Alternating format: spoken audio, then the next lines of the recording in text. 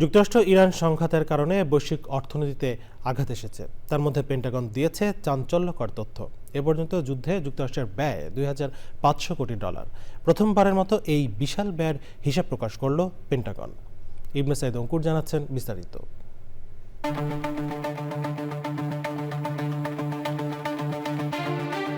মধ্যপ্রাচ্যের উত্তপ্ত পরিস্থিতির মধ্যে চাঞ্চল্যকর তথ্য।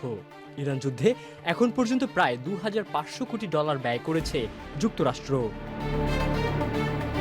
প্রথমবারের মতো এই বিশাল সামরিক ব্যয়ের হিসাব প্রকাশ করেছে পেন্টাগন। এই ব্যয় ঘিরে মার্কিন রাজনীতিতে বাড়ছে চাপ, আর অর্থনৈতিক প্রভাব পড়ছে বিশ্বজুড়েই।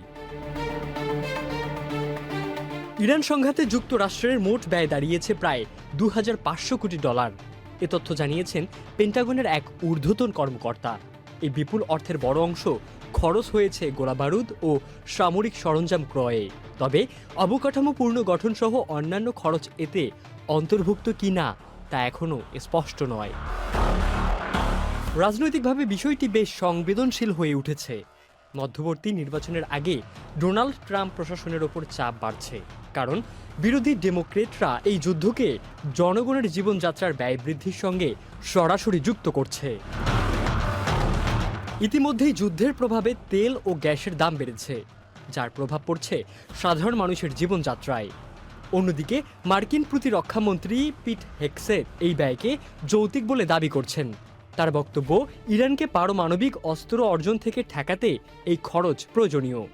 বর্তমানে দুই পক্ষের মধ্যে একটি ভঙ্গুর যুদ্ধবিরতি চললেও নির্দেশ পেলে আবারও হামলা চালাতে প্রস্তুত রয়েছে মার্কিন সামরিক বাহিনী।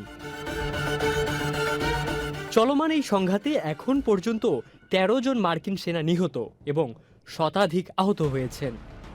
বিশ্লেষকরা বলছেন, যুদ্ধের ব্যয় যেমন বাড়ছে, তেমনি এর রাজনৈতিক ও অর্থনৈতিক চাপও বাড়ছে দ্রুত, যা নিয়ন্ত্রণে হিমশিম খেতে পারে যুক্তরাষ্ট্র। ইবনে সাইদ অঙ্কুর, চ্যানেল আই।